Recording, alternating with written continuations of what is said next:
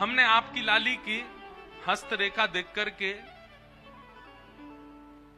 दो चार कुछ अवगुण हैं, उनको मैंने पढ़ लिया। आप कह रहे हैं तो मैं आपको बता देता हूं। हिमालय महाराज नैना देवी थोड़े से संकोच में आ गए, बोले बताइए भगवान। बोले अगुण अमान मात पितहीना उदासीन सब संशय छीना। आपकी लाली का जिनसे ब्याह होगा वो कैसे होंगे? बोले अगुण, उनमें कोई गुण नहीं होगा, सारे गुणहीन। जैसे गुण किसे कहते हैं? हमारे दामाद जी बड़े सरल हैं, हमारे दामाद जी बड़े अच्छे हैं, हमारे दामाद जी बड़े बुद्धिमान हैं, हमारे दामाद जी बड़ा मीठा बोलते हैं, ये सारे दामाद के गुण हैं। आपके जो दामाद जी होंगे वो अगुण होंगे, उनमें कोई गुण नहीं होगा।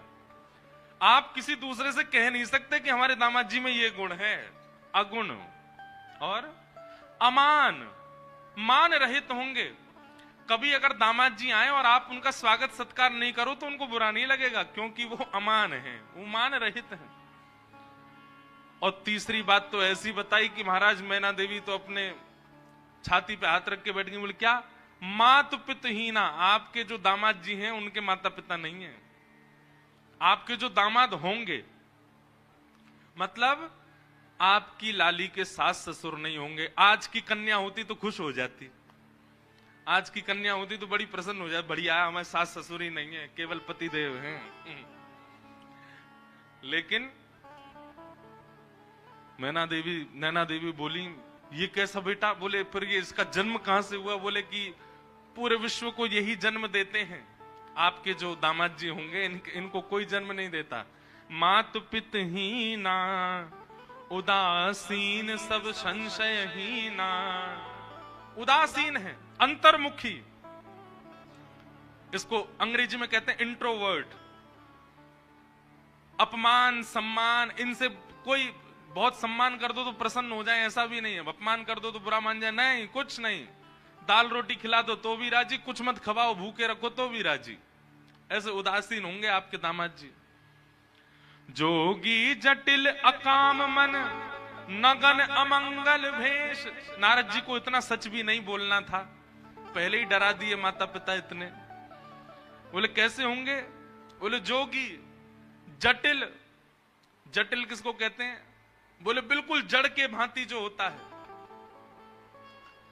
अकाम मन, बोले काम दूर दूर तक स्पर्श नहीं करेगा उनको। अकाम मन, कोई कामना नहीं होगी उनके मन में।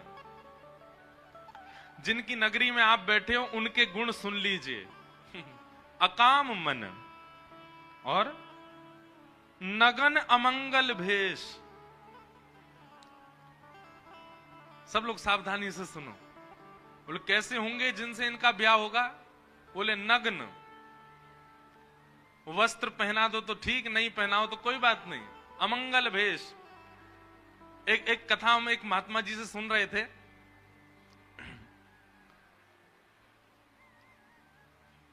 प्रभु श्री राम जब चित्रकूट पहुंचे तो चित्रकूट को देख करके राम जी को बहुत अच्छा लगने लगा। बोले ये बहुत बढ़िया जगह है। लक्ष्मण जी से कहा, लक्ष्मण जी तुम जाओ, जाकर के यहाँ कोई राजा हो या इस नगर के कोई स्वामी हो, उनसे एक बार परमिशन ले लो कि हम यहाँ रह लें, और अगर वो कह दें कि रह लो तो कैसे रहना है उसका कुछ नियम हो तो बता दें। लक्ष्मण जी महाराज चित्रकूट में विचरण करते करते जैसे ही गए, इतने में ही महादेव आ गए वहां पर। और महादेव एक जोगी के भेष में बैठे थे और दूर दूर तक तो कोई मानव दिखा नहीं। लक्ष्मण जी ने जैसे ही महादेव को देखा तो महादेव को देख करके उनको लगा, वो पहचान नहीं पाए कि महादेव हैं, उनको लगा कोई मानव दिखा तो। दूर से उन्होंने कहा सीताराम, इस चित्रकूट नगरी में रहने के क्या नियम है, कृपा करके हमें बता दीजिए। तो वर्णन करते हैं कि महादेव अपनी जीभ निकाल करके और अपने गुप्तांगों को पकड़ करके नृत्य करने लगे, उछल उछल करके। लक्ष्मण जी देख करके भयभीत हो गए, बोले कि भैया जी कैसा व्यक्ति है, हमने तो इनसे पूछा कि यहाँ कोई नगर वासी हो तो बताओ, उसके बारे में कुछ बताओ, ये कैसे जीभ पकड़ करके और अमंगल स्थान का स्पर्श करके नृत्य कर रहे हैं हमारे सामने। लक्ष्मण जी को क्रोध तो आया कि थोड़ा हम कुछ लड़ाई झगड़ा कर लें, मारपीट करें, इस प्रकार से हमारा अपमान कर रहे हैं। पर उन्होंने सोचा कोई नहीं, राम जी से जाके एक बार बता दे। दौड़े दौड़े लक्ष्मण जी आए, बोले पूरे नगर में कोई तो मिला नहीं हमको, एक जोगी मिला। राम जी बोले अच्छा, तो जोगी ने क्या किया? बोले हमने उससे पूछा कि भैया ये नगर में कौन, यहाँ के राजा, यहाँ रहने का क्या नियम? वो तो अपनी जीभ पकड़ करके और ऐसे अपने गुप्त स्थान को पकड़ करके नृत्य करने लगे। राम जी जोर से हंसे, लक्ष्मण जी को हृदय से लगा के बोले अरे तुमने साक्षात महादेव का दर्शन किया है, साक्षात महादेव है, उनके रूप को पहचानना बहुत मुश्किल है। बोले महादेव थे तो इस प्रकार से कौन नृत्य करता है? राम जी बोले भैया तुम समझे नहीं, समझदार को इशारा काफी, वो इशारा करके बता रहे थे।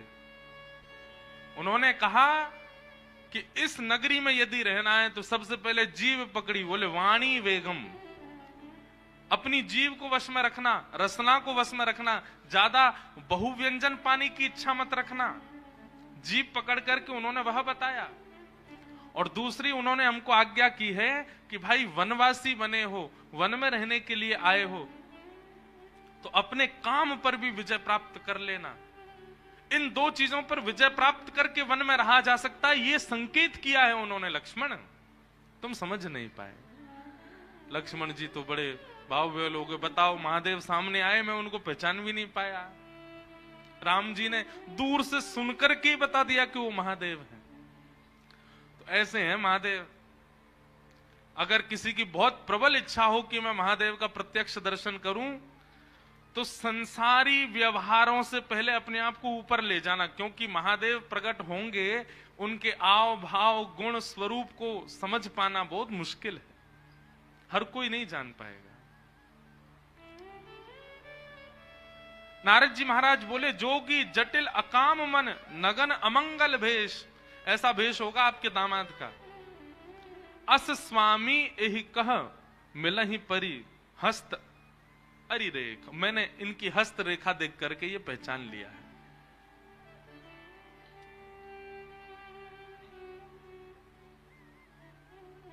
नैना देवी, हिमालय महाराज तो बिल्कुल नेत्रों में आंसू आ गए। ऐसी सुकोमला, ऐसी प्यारी पुत्री, और उस पुत्री के लिए ऐसा वर बता रहे हैं। नारद जी कुछ करिए ना, ये तो पूरा माता पिता को जीवन भर यही प्रतीक्षा रहती है कि हमारी बेटी कितनी भी सुंदर हो, कितनी भी योग्य बने, पर उसका दामाद, उसका जो पति हो वो बहुत सुंदर आवे, बहुत सहज आवे, उसके अनुकूल आवे। आप कैसा बता रहे हैं? हमको तो बड़ी घबराहट हो रही है मन में। तब नारद जी महाराज बोले इसका एक उपाय हो सकता है। क्या? बोले जितने गुण लक्षण हमको पार्वती जी की रेखा देख करके और इनके मस्तिष्क को पढ़ करके दिख रहे हैं, ये सारे गुण लक्षण यदि किसी दैव पुरुष में हो और उनसे इनका ब्याह हो जाए तो मंगल हो जाएगा। यदि ये सारे अवगुण किसी मानव में होंगे तो वो मानव उचित नहीं है, लेकिन ये सारे गुण लक्षण अगर किसी देव में हो और उनसे इनका ब्याह हो जाए तो मंगलकारी होगा। हिमालय बोले ये सारे अवगुण किसमें हैं? बोले इनको अवगुण नहीं है, ये अवगुण संसार में हो तो अवगुण है, पर यही अवगुण यदि किसी देव में चले जाएं तो सारे सद्गुण बन जाते हैं। और ये सारे अवगुण जो यहां सुने गए हैं सब महादेव में घटित होते। महादेव ऐसे ही हैं। अगर महादेव आपकी पुत्री को स्वीकार कर लेंगे तो इनकी हस्तरेखा और इनकी जन्म कुंडली भी सत्य हो जाएगी और देव भी नहीं, महादेव प्राप्त हो जाएंगे। लेकिन उसके लिए आपकी पुत्री को तप करना पड़ेगा। महादेव की प्राप्ति ऐसे नहीं हो जाएगी। जे जे वर के दोष बखाने ते सब शिव पही में अनुमाने, जो विवाह संकर्षण हो दोष गुण सम कह सबको।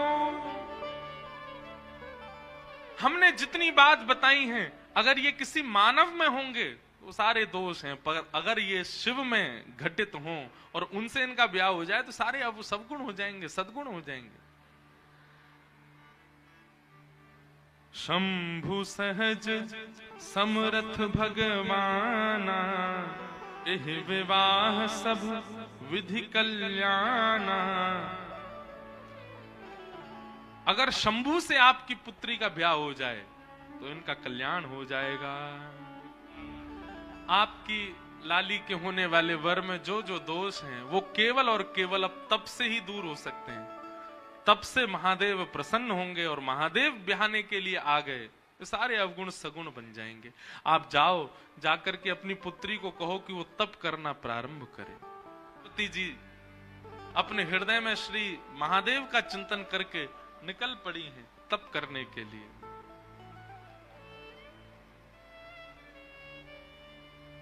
आहा, मानस जी में गोस्वामी जी वर्णन करते हैं पार्वती जी ने कैसा तप किया। बोले अस तप काहू न कीन भवानी, ऐसा तप आज तक किसी ने किया ही नहीं। भय अनेक धीर मुनि ज्ञानी, बड़े बड़े ज्ञानियों ने भी जब पार्वती जी को देखा, देख करके सब आश्चर्यचकित हो गए। ऐसा तप आज तक किसी ने किया ही नहीं जैसा पार्वती जी कर रही हैं। अच्छा एक बात,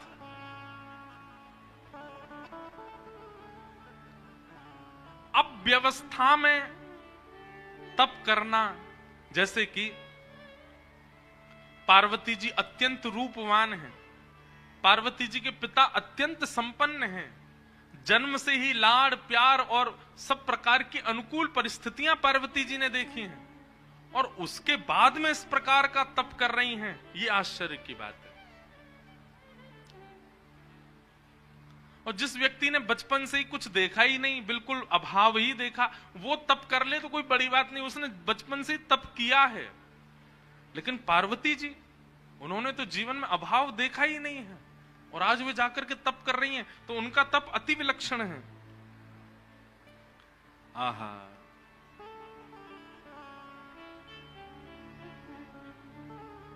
पार्वती जी का ऐसा तप हुआ। उस तप के बाद आकाशवाणी होने लगी, बोले हे पार्वती जी, हे जगदम्बा पराम्बा, हे हिमालय पुत्री, आप जिस कारण से तप कर रही हैं आपका तप निश्चित पूर्ण होगा, और जिनकी प्राप्ति के लिए आप तप कर रही हैं वो आपको प्राप्त होंगे। आहा, पार्वती जी के विषय में बताया गया। और अब यहां महादेव की स्थिति सती जी के जाने के बाद की बता रहे हैं। जब ते सती जाई तनु त्यागा, तब ते शिव मन भयउ विरागा।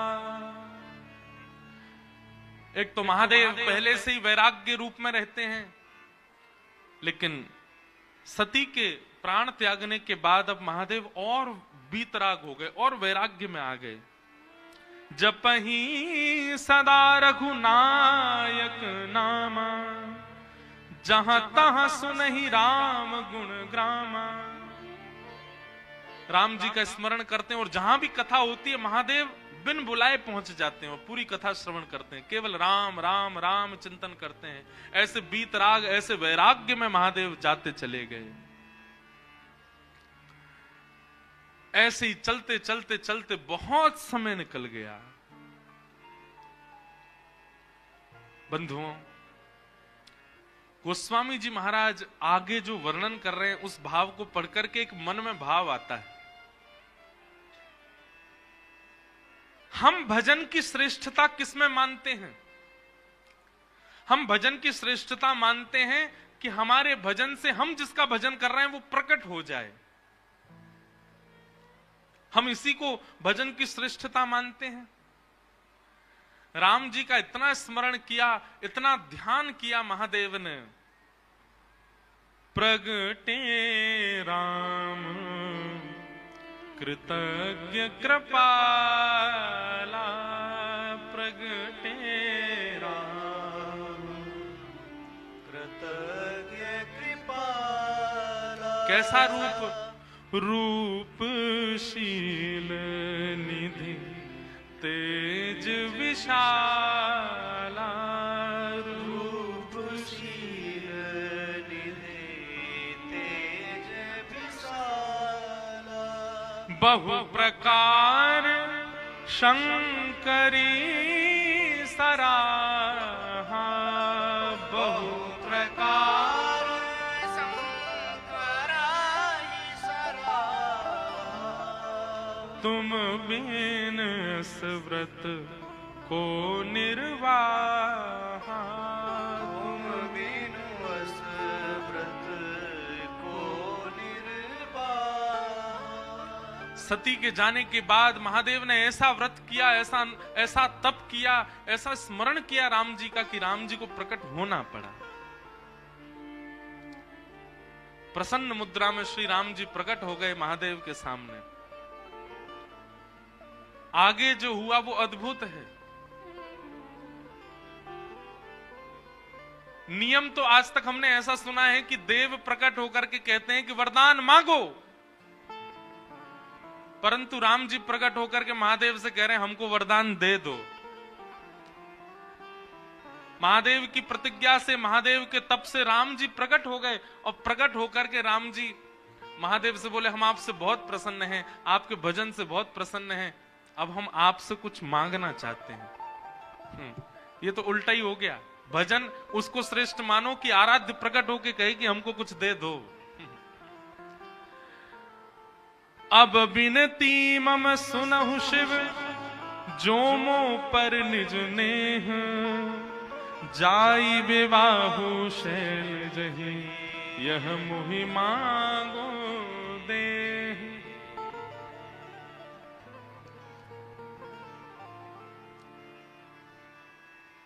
कितनी अच्छी बात।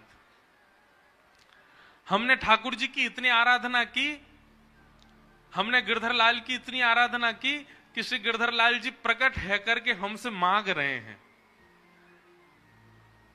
परब्रह्म देने के लिए संसार को आते हैं, पर जब प्रेम से कोई पुकारता है तो परब्रह्म देने नहीं आते, मांगने आते हैं। कुछ मांगो। राम जी मांग रहे हैं, हे शंकर जी आपने इतनी तपस्या की, मैं बहुत प्रसन्न हूं, अब मुझे कुछ दे दीजिए। शंकर जी हंसने लगे, बोले क्या आपको क्या दूं, आपके पास तो सब कुछ है। बोले बस हम कुछ मांगना चाह रहे हैं, वो हमको दे दीजिए। बोले क्या चाहिए? बोले जाई विवाहु शैलजा, हिमाचल की पुत्री, हिमालय की पुत्री पार्वती जी से आप जाकर के विवाह करो। बस यही वरदान हमको दे दीजिए कि हम इन नेत्रों से आपका विवाह देखना चाहते हैं, आप जाकर के विवाह कीजिए। शंकर जी जैसे ही राम जी के वचन सुने, वचन सुनकर के शंकर जी ने कोई दूसरा विचार मन में आया नहीं। मात पिता गुरु प्रभु की वाणी, विनहि विचार करिए शुभ जानी। राम जी हाथ पसार करके महादेव से कह रहे हैं, बोले हम मांगना चाहते हैं कि आप हिमालय की पुत्री से जाकर के विवाह करो। सुनते ही महादेव खड़े हो गए, बोले आपकी जो आज्ञा, आप जो कहेंगे करेंगे, उसमें कोई किंतु परंतु वाली बात नहीं, हम करेंगे विवाह।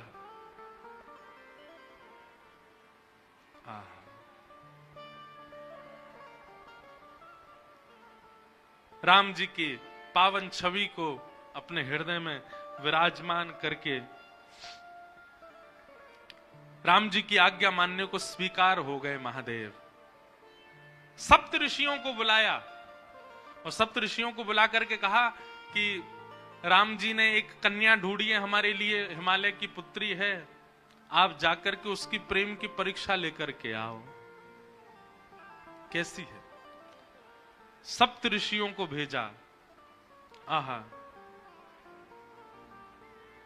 सप्त ऋषि हिमालय की उस कंदरा में गए जहां पार्वती बैठ करके तपस्या कर रही थी।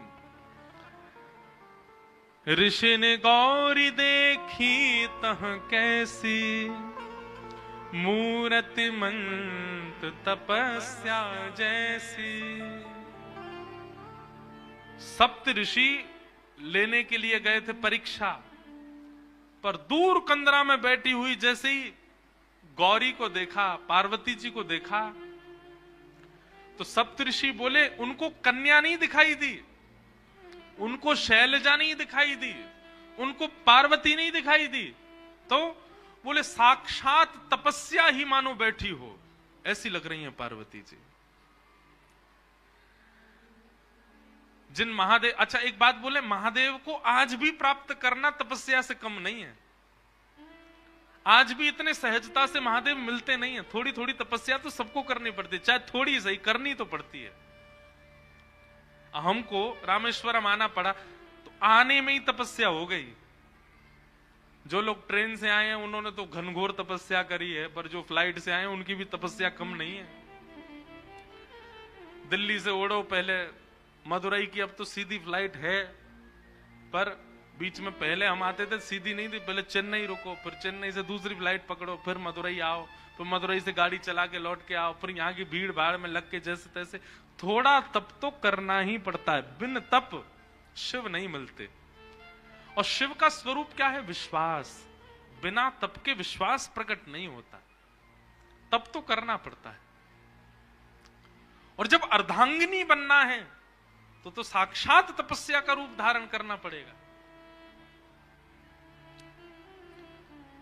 सप्त ऋषियों ने जाकर के जैसे ही पार्वती जी को देखा तो कहने लगे, बोले कि ऐसा लगा ही नहीं कि कोई स्त्री बैठी है, कोई कन्या बैठी है, कोई गौरी बैठी है, कोई हिमालय की पुत्री, ऐसा लगा साक्षात तपस्या ही बैठी है। ऐसी तपस्या है।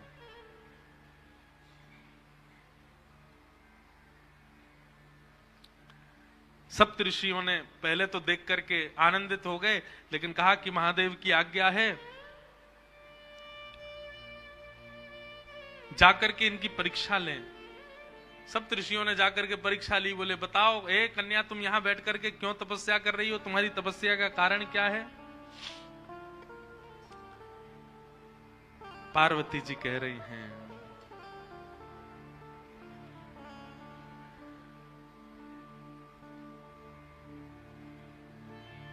मेरे गुरु नारद ने आकर के जिनके वरण के लिए मुझे आज्ञा की है, मैं उन्हीं महादेव की प्राप्ति के लिए यहां तप कर रही हूं, उन्हीं महादेव की प्राप्ति के लिए यहां बैठी हूं। पार्वती जी की बात सुनकर के सप्तऋषि हंसने लगे। बोले किनसे ब्याह करना चाहती हो? बोले महादेव से। बोले वो महादेव जिनका रहने का ठिकाना नहीं, खाने का ठिकाना नहीं, पीने का सोने का ठिकाना नहीं, भभूति रमा करके जो रहते हैं, भूत प्रेतों के बीच जो रहते हैं, अरे जिनके ऊपर छत भी नहीं है, आकाश ही जिनकी छत है, ऐसे महादेव जिनके खुद के पहनने के वस्त्र दूसरे नहीं होते, उनसे तुम ब्याह करना चाहती हो? भूखी रह जाओगी, भोजन तक नहीं मिलेगा तुमको। कैलाश में रहते हैं, इतनी शीतल हवा चलती है वहां, ओढ़ने के लिए कंबल तक नहीं मिलेगा, भोजन करने के लिए अन्न तक नहीं मिलेगा। महादेव की जितनी अप्रशंसा हो सकती थी, ऋषियों ने महादेव की आज्ञा से ही की पार्वती जी के सामने। उनसे ब्याह करने का क्यों मन बनाती है? हमने तुम्हारे लिए उचित वर देखा, तुमने तपस्या तो की, तुम्हारा तप व्यर्थ नहीं जाएगा। हमने तुम्हारे लिए एक उचित वर देखा है, उससे तुम्हारा ब्याह करा देंगे। सप्त ऋषि बोले हमने तुम्हारे लिए देखा श्रीपति नारायण, शंख चक्र गदा पद्म नारायण, वैकुंठ निवासी, दूषण रहित सकल गुण राशि, श्रीपति पुर वैकुंठ निवासी। हे पार्वती, तुम्हारे लिए हमने सुयोग वर देखा। जैसा तुम्हारा रूप स्वरूप है, तुम जिनके बगल में खड़ी होकर के बिल्कुल सुसज्जित लगोगी, वो तो श्रीपति नारायण हैं, उनसे तुम्हारा ब्याह करा दे। श्रीपति नाम सुनते ही पार्वती जी हंसने लगी। वाह, हे ऋषियों, आप सबको मैं प्रणाम करती हूं। आपने अभी अभी कहा श्रीपति, श्री यानी कि लक्ष्मी, और उनके जो पति हैं, मतलब जो पहले से ही विवाहित हैं, आप उनसे हमारा विवाह करवाना चाहते हो? आप हमको आकर के मार्ग दिखा रहे हो कि कलेश करवाना चाह रहे हो? मतलब हम विवाह करके वहां वैकुंठ में जाएं और फिर श्री यानी कि लक्ष्मी और हमारे बीच में विवाद ही बना रहे। क्षमा करें, इस तप के बल हमको वो सब नहीं चाहिए। नारद वचन न मैं परिहरऊ, बसऊ भवन उर्जरो नहीं डरहु, गुरु के वचन प्रतीत न जये, सपने हूं सुगम न सुख निधते हूं। पार्वती जी कह रही हैं, मुझे अपने गुरु पर बहुत भरोसा है। मेरे गुरु ने मेरे लिए जो चुना है वो चाहे अब जैसा हो मैं उसी के साथ रहूं। जो गुरु आज्ञा पर भरोसा नहीं करता, गुरु आज्ञा का पालन नहीं करता, उसको सपने में भी कभी उसका सफल नहीं हो सकता, उसका कभी मनोरथ सिद्ध नहीं हो सकता। मुझे अपने गुरु पर बहुत भरोसा है। भरोसो दृढ़ इन चरण के। बंधुओं, ये बातें ना आप लोग कथा में तो खूब भाव से सुनते हो पर पालन नहीं करते, ये बात हम जानते हैं। हम लोग सारे नियमों का पालन कर लेते हैं लेकिन विश्वास नहीं रखते ठाकुर के प्रति, गुरु के प्रति। जिन उमा पार्वती को आप देख रहे हैं, ये पार्वती जी को जाकर के आप कुछ मांगे चाहे ना मांगे, आज मेरे कहे से जाइएगा, महादेव का केवल दर्शन कीजिएगा, मांगने के लिए पार्वती जी के सामने जाइएगा और झोली फैला करके कहिएगा, माता पिता गुरु और शास्त्रों के प्रति हमारा अखंड विश्वास प्रकट हो। हे पार्वती जी, ये वरदान हमें प्रदान कर, क्योंकि विश्वास की साक्षात प्रदाता आप हैं।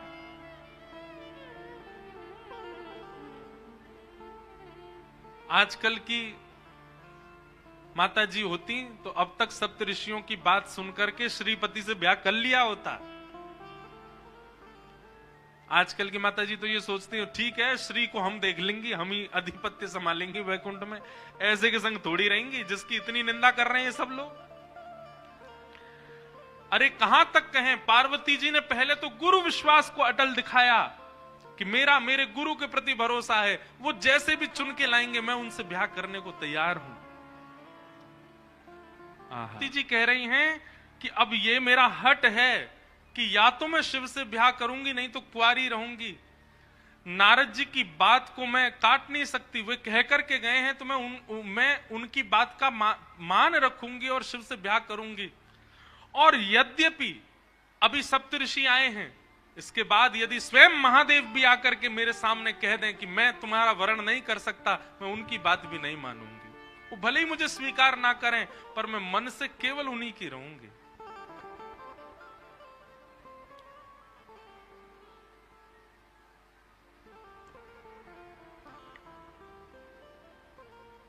एक बात हम कहते हैं, व्यक्ति ने संसार में हर वस्तु की जिद की और जिसकी जिद की उसको पा लेता है। वो आपने देखा कभी? आप जिद पे अड़ जाओ और जिस वस्तु की जिद आप करोगे वो आपको, भले ही आपके परिवार के लोग, आपके मित्र लोग लाके दे ही देते हैं, आपकी इतनी जिद है। पर कभी किसी व्यक्ति को ठाकुर जी के लिए जिद करते हुए देखा नहीं। लेकिन एक सूत्र बता रहे हैं, जिसने भी जिद की उसने पा लिया ठाकुर जी को।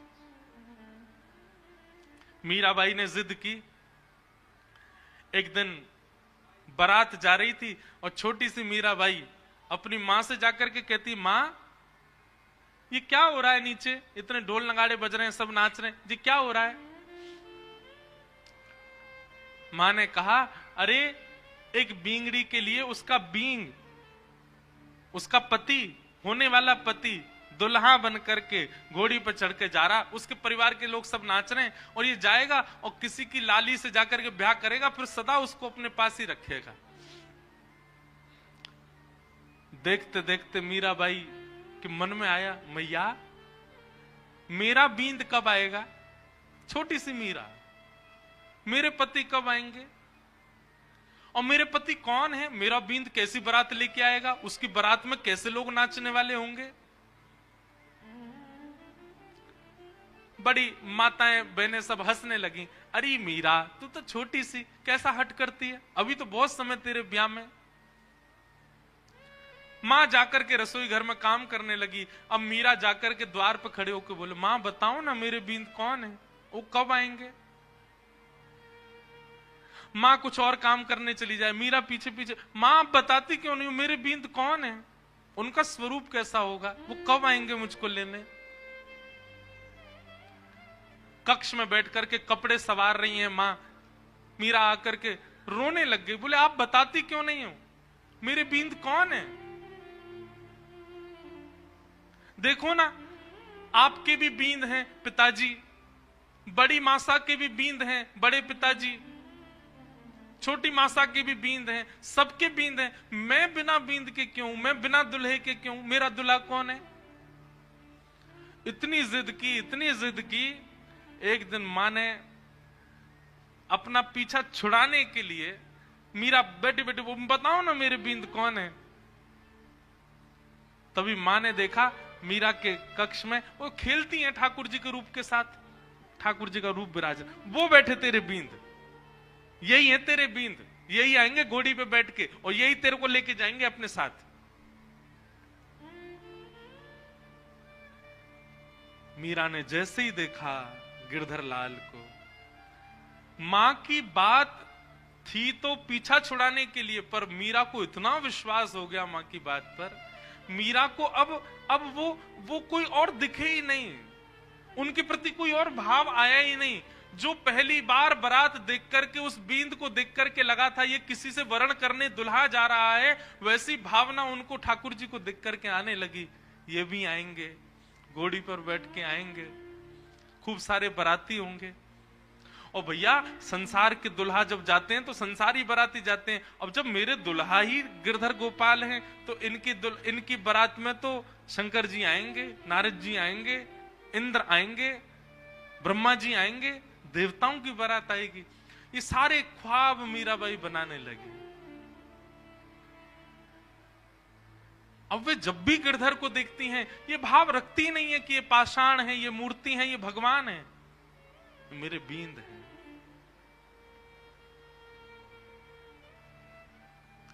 कुंवर भोजराज के साथ जब विवाह निश्चित कर दिया घर के लोगों ने,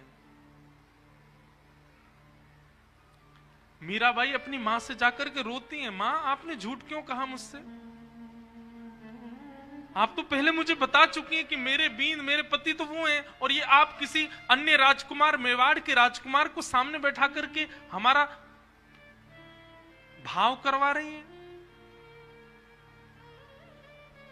मां ने हंस के कहा, बोले वो तो मजाक में कहा था, वो तो ऐसे ही तू बालिका थी ना इसलिए कह दिया था। बोले आपने मजाक में कहा था, पर मैं तो तब से इनको ही पति मानती हूं।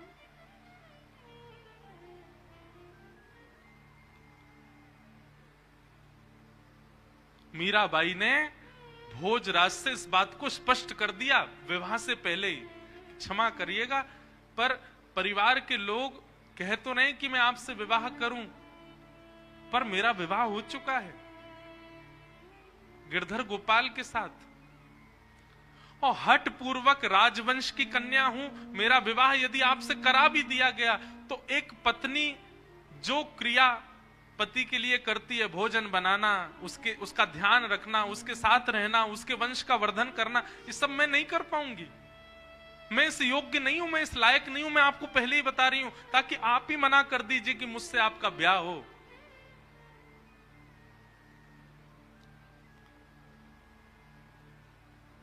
कुंवर भोजराज नेत्र सजल हो गए उनके, और वो बोले किसने कहा कि मैं आपको पत्नी वर्ण करके लेके जाने वाला हूं। ये तो संसार को दिखेगा कि मैं आपसे ब्याह करूंगा, आपको पत्नी मान करके लेके जाऊंगा, पर वास्तव में तो हमारे मेवाड़ में राजा खूब हैं, शत्रु खूब हैं, कोई भक्त नहीं है, इसलिए एक भक्त को ले जाने के लिए आया हूं। और भले उसके लिए बहाना विवाह ही क्यों ना बने, हमारे मेवाड़ की भूमि धन्य हो जाएगी यदि आप मेरी पत्नी बनकर के चलेंगी। एक भक्त का पदार्पण मेवाड़ में हो जाएगा तो मुझे निश्चित है भक्त आएंगे तो ठाकुर को आना पड़ेगा। मैं इसलिए आपसे विवाह करना हूं, मेरे विवाह के पीछे और कोई कारण। मीरा चरित्र बहुत अद्भुत है बंधु, अब मैं उसमें चला गया तो फिर मैं मीरा जी के बारे में ही बोलता रहूंगा। और वो हुआ। मीराबाई मेवाड़ की भूमि पर गई, इसीलिए हमारे श्री गोवर्धन नाथ, हमारे श्रीनाथ जी ब्रज छोड़ करके मेवाड़ चले गए, नाथद द्वार में विराज गए। नाथ द्वारा में इस बार गिरधर लाल जी का उत्सव है वहां पर। किसके लिए गए? क्योंकि मीराबाई घूमी है मेवाड़ में, वो चरण पधरा के आ चुकी है मेवाड़ में, इसलिए गए ठाकुर जी। अजब कुमारी के लिए गए मेवाड़। मीराबाई का जब ब्याह होना था ना, अगले दिन ब्याह होना है, रात्रि में ही मीराबाई ठाकुर जी को हृदय से लगा के सो रही हैं, रो रही हैं।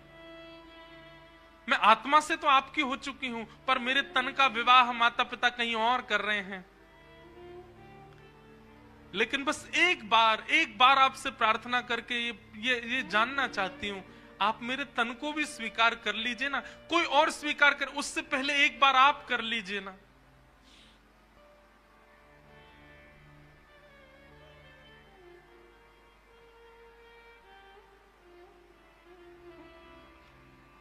प्रातःकाल जिस दिन विवाह मीराबाई का होना था, मां ने जैसे ही जाकर के मीरा के कक्ष को खोल करके देखा, मीराबाई 16 श्रृंगार करे सोई हुई हैं। मांग में सिंदूर भरा हुआ है, हाथ सारे नवीन प्रकार के हल्दियों से, मेहंदियों से, कुमकुम से रचे हुए हैं।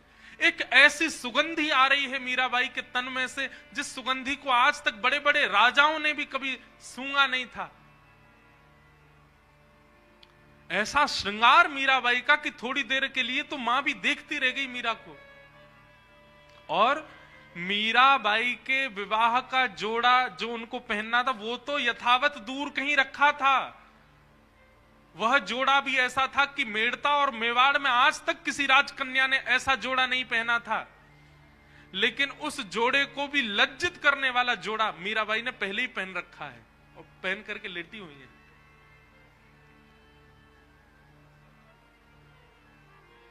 मां ने जाकर के मीराबाई को उठाया, मांग में सिंदूर, पैरों में महावर लगे हैं, एक नया जोड़ा पहन रखा है, गले में मंगलसूत्र, विवाह हो गया मीरा का, मानो इस अवस्था में पड़ी है।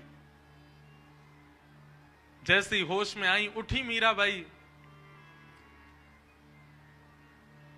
मां ने पूछा, मीरा ये तुम क्या कर रखा है? तेरे मांग में सिंदूर कहां से आ गया? अपने वस्त्र से मिटाने लगी। मीराबाई ने हाथ पकड़े, नहीं मां ये मत करो। पैर के महावर छुटाने लगी, हाथ की हल्दियां मिटाने लगी। मीराबाई अपने आप को समेट के किनारे ले गई, मां ये सब मत करो। मैंने कहा था ना, गिरधर गोपाल मेरे पति हैं और मेरा उनसे ब्याह हो गया, कल मेरा ब्याह हो गया।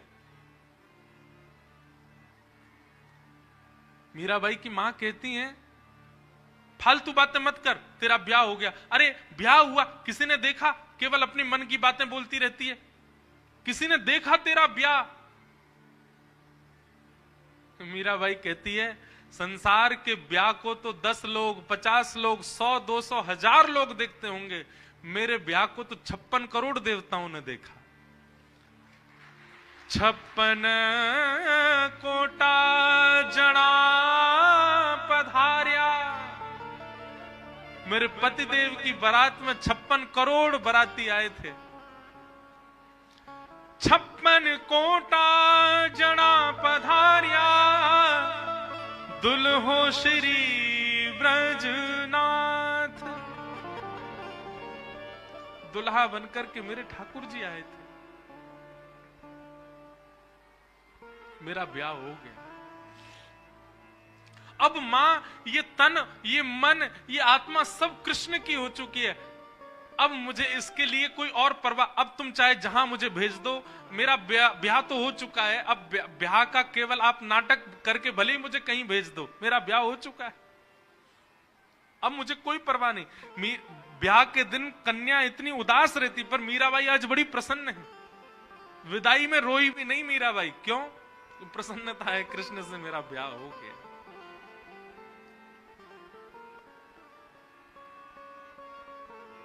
कहने का अभिप्राय क्या?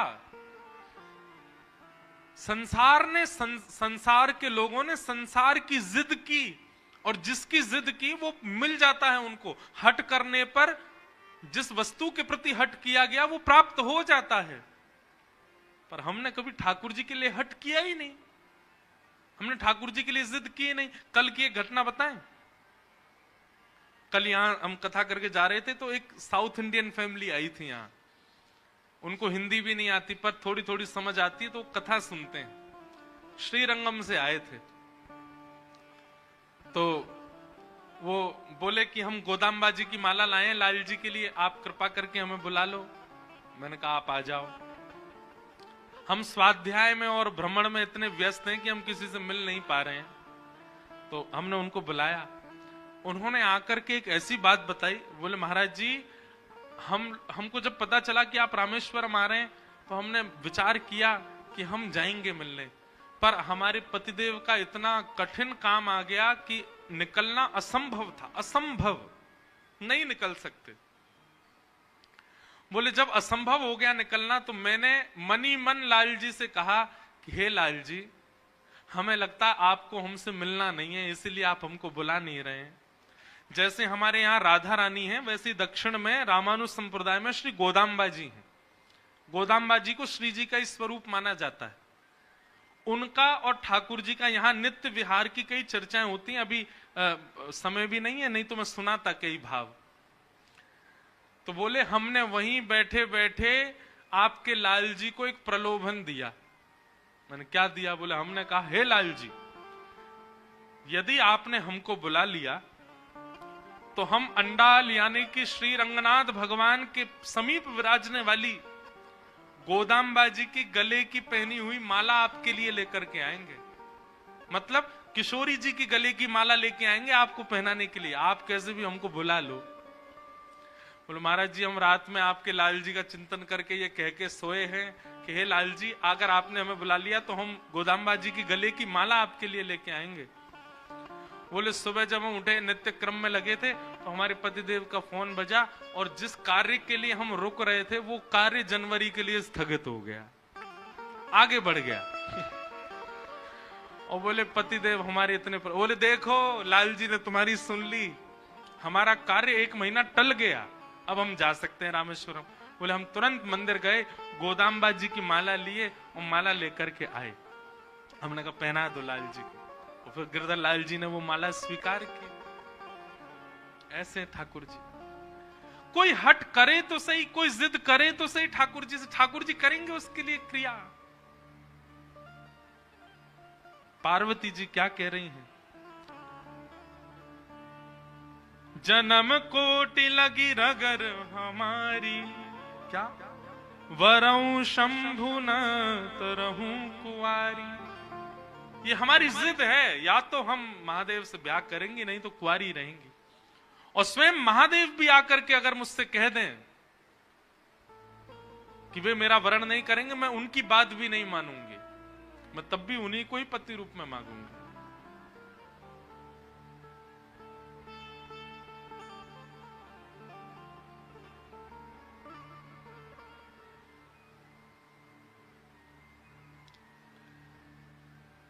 सप्त ऋषियों के पैरों में पड़ गई पार्वती जी और पैरों में पड़ करके बोली अब हम आपसे प्रार्थना कर रही हैं कि आप सब हमको जिद करके हमारे तप को रुकवाइए मत,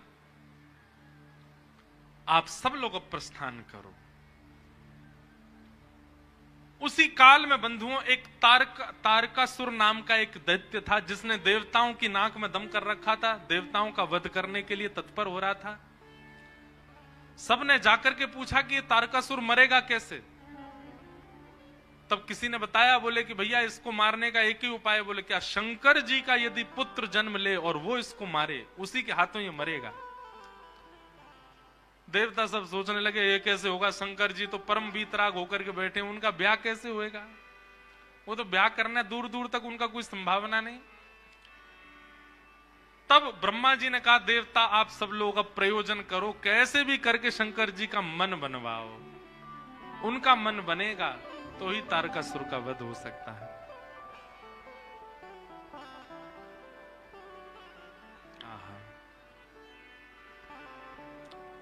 ये अमर है, ये ऐसे नहीं मरेगा, महादेव के पुत्र से ही इसका वध संभव है। देवता देवताओं के पास एक ही उपाय है किसी का भी तप नष्ट करवाने के लिए। कौन? कामदेव। सब देवता कामदेव के पास गए। पठहु काम जाई शिव पाहि, करे छुब शंकर मनु माहि। तब हम जाई शिवहि शिर नाई, करवाऊ विवाह बरियाई। सबने कामदेव से जाकर के प्रार्थना करी। बोले कामदेव तुम जाओ। बोले क्या करना है? बोले जाकर के शंकर जी की भजन में, शंकर जी के तप में विघ्न डालो, उनके नेत्र खोल दो। वो जैसे ही तप से बाहर आ जाएंगे उसके बाद हम जाकर के उनसे प्रार्थना कर लेंगे कि आप ब्याह कर लो, पर उनके तप को भंग करने की क्रिया तुम ही करो। कामदेव बोला आप लोगों को और कोई नहीं मिलता, बस मैं ही मिलता हूं। हैं बेचारे सज्जन लोग, श्रेष्ठ लोग तप आदि करते, मेरे को भेज देते हो जाके इसका तप दूर कर दो। देवता सब कहने लगे हम देवता, तुम ये सोचो ना, तुम्हारा बलिदान 33 कोटि देवताओं का लाभ करता है, पूरे ब्रह्मांड का लाभ करता है। एक बात कहते हैं बंधुओं, बुरा नहीं मानिएगा, काम दैत्य नहीं है, काम देव है। उसको दैत्य हम लोगों ने बनाया है, उसकी दैत्य के प्रकार आराधना करते हैं। अब जैसे कि महादेव की आराधना का नियम है, जल चढ़ाओ, बिल्व पत्र चढ़ाओ, धतूरा चढ़ाओ, पुष्प चढ़ाओ, गंगा जल चढ़ाओ, ये नियम है। अब इस नियम से परे जाकर के यदि महादेव की आराधना करेगा तो महादेव उसका सर्वनाश करेंगे कि नहीं? ऐसी काम के भी आराधना का नियम है। लोग उसको विपरीत प्रयोग ले लेते हैं काम का, इसीलिए काम सर्वनाश करता है, बुद्धि का, मति का, जीवन का। काम देव है, उसको देव की तरह भजो।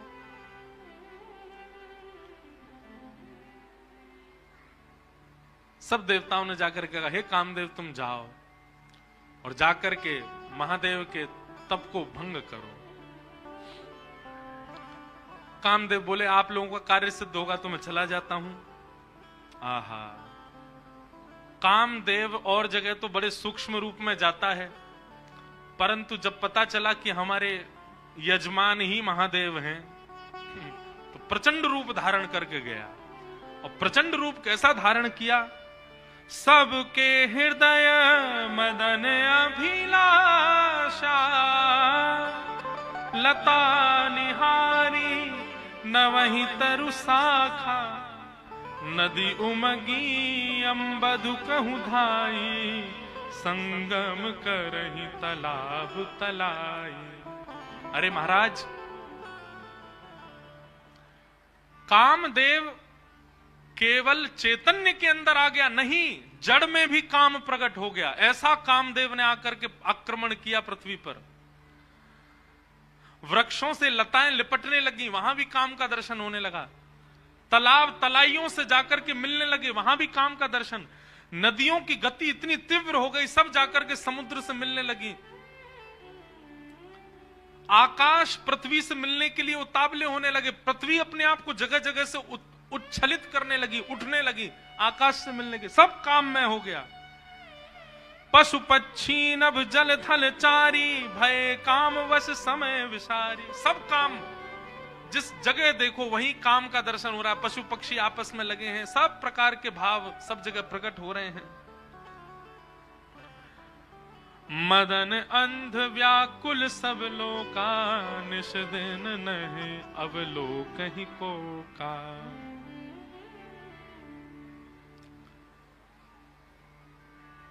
पुरुषों को अपने अलावा पूरी सृष्टि स्त्री में लगने लग गई और स्त्रियों को अपने अलावा पूरा विश्व पुरुष में लगने लगा। तो काम की ज्यादा व्याख्या करनी नहीं है, पर बस हम ये इसलिए कर रहे हैं, जिन महादेव को आप दर्शन करते हो ऐसी स्थिति में भी डगमगाए नहीं, अपने ध्यान में बैठे रहे।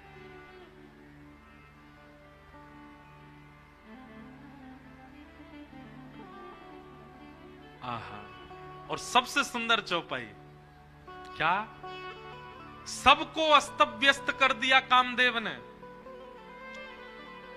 भय कामवश जोगिस तापस, पवरन की को कहें देख ही चराचर नारी में, जे ब्रह्म में देखत रहे। जो जो सब में ब्रह्म देखते थे, सब में नारी दिखने लगी उनको। अबला विलो कहीं पुरुष में, नारियों को सब में पुरुष दिखने लगा। जग पुरुष सब अबला में, दुई दंड भरी ब्रह्मांड भीतर, काम कृत कौतुक अयम। धरी न काहू धीर सब, के मन मनसी मनसिज हरे। ये बहुत अच्छी बात है। गोस्वामी जी महाराज लिख रहे हैं क्या? बोले कामदेव ने ऐसा आक्रमण किया, धरी ना काहू धीर, कोई अपने ऊपर काबू नहीं कर पा रहा है। सबके मन मनसिज हरे, सबके मन को कामदेव ने हरण कर लिया। लेकिन यह पंक्ति लिखने के बाद तुलसीदास जी रुक गए। तुलसीदास जी बोले हमने काम की कुछ ज्यादा प्रशंसा नहीं कर दी, काम की व्यापकता कुछ ज्यादा नहीं बता दी। अरे हमने ये तक लिख दिया कि कामवश जोगिस तापस पर्वनी किनको कहें। बोले जोगी तपस्वी सबको हमने काम के लहर में उलझा दिया। काम की इतनी प्रशंसा कर दी हमने, काम की इतनी व्यापकता दिखा दी हमने। कहीं ऐसा ना हो कि ये काम के सारे प्रसंग को सुनकर के लोग डर जाएं, बोले काम से जीते ही कौन सकता है फिर। लेकिन अब लिखी हुई बात मिट ना सकें, मिटा तो सकते नहीं है, तो क्या करें। गोस्वामी तुलसीदास जी अति चिंता में बैठे हैं और मन ही मन सोच रहे ये मैंने क्यों लिख दिया। धीर न काहू धीर सब, के मन मसज हरे। सबको कामदेव ने हरण कर लिया। गोस्वामी तुलसीदास जी महाराज चिंता करते करते करते सो गए। तभी हनुमान जी महाराज आए और गोस्वामी जी की कलम उठा करके अगली पंक्ति लिख गए। क्या? जो राखे रघुवीर ते, उबरे ते ही काल महु। हनुमान जी महाराज लिख करके गए और सुबह उठते ही गोस्वामी जी ने स्नान ध्यान करके जैसे पुनः लिखने के लिए कलम उठाई तो क्या देखा, गोस्वामी जी जिस पंक्ति पर अत्यंत चिंतित हो गए थे कि काम ने सबको अपने वश में कर लिया, अब इससे आगे क्या लिखूं मैं। हनुमान जी नीचे लिख करके गए, बोले लेकिन जिनके हिये में साक्षात राम जी विराज रहे हैं, काम उनका स्पर्श भी नहीं कर पाएगा, काम उन पर प्रभाव नहीं कर पाया, प्रहार नहीं कर पाया। अरे जिनके चित्त में राम निवास करते हैं वो तो काल के मुख से निकल के आ जाते हैं।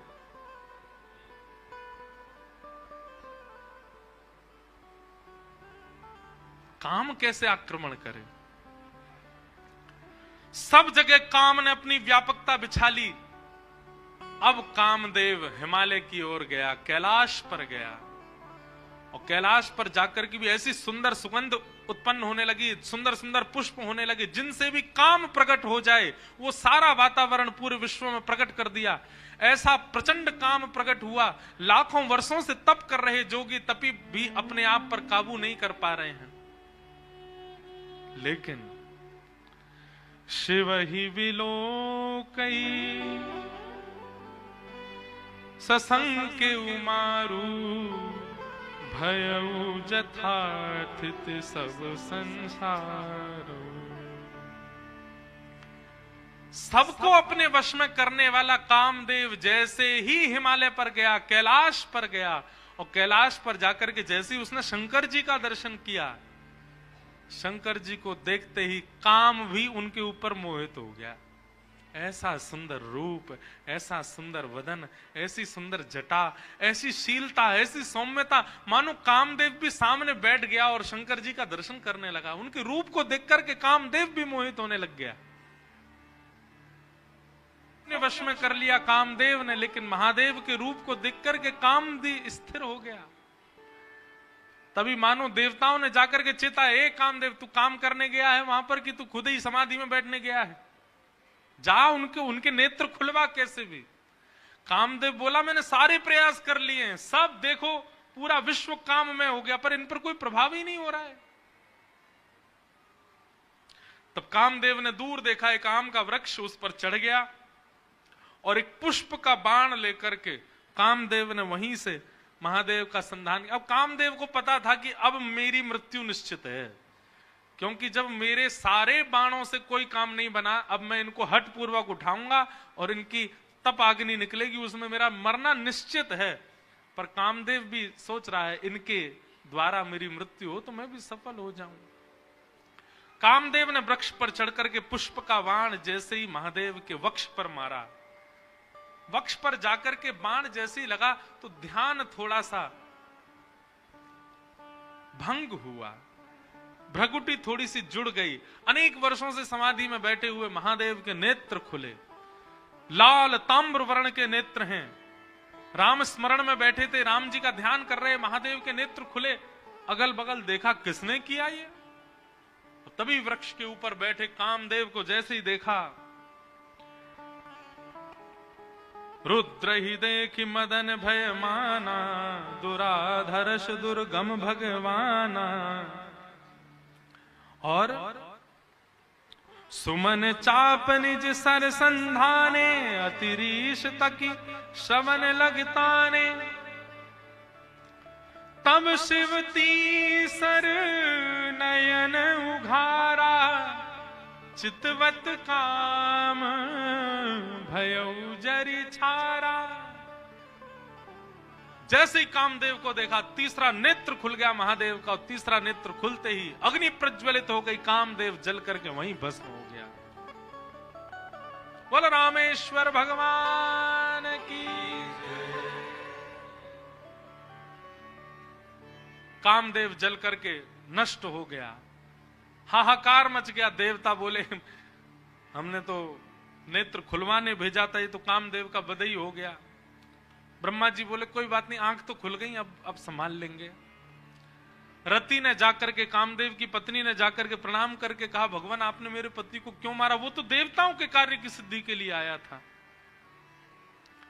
महादेव इतने भोले हैं, पति को मार के तुरंत रति से बोले तुम चिंता मत करो, तुम्हारे पतिदेव तुमको प्राप्त हो जाएंगे। बोले कब? जब जदुवंश कृष्ण अवतारा, हो ही हरन महामही भारा। कृष्ण तनय होई पति तोरा, अन्यथा होई वचन अन्यथा होई ना मोरा। द्वापर में जब भगवान श्री कृष्ण का अवतार होगा तो भगवान श्री कृष्ण के पुत्र के रूप में ही तुम्हारे पतिदेव जन्म लेंगे और तुम्हारा उनके साथ विवाह होगा, पुनः विवाह संगम होगा, तब तक तुम प्रतीक्षा करो। महादेव की वाणी को सुनकर के रति प्रसन्न हो गई। सब देवताओं ने जाकर के महादेव से प्रार्थना करी। बोले महाराज, पार्वती ने बहुत तपस्या की आपकी प्राप्ति के लिए, अब कृपा करके हमारे नेत्रों को आप आनंद प्रदान कर दो। इन नेत्रों के सामने विवाह आपका देखने का हमारा बहुत मन है।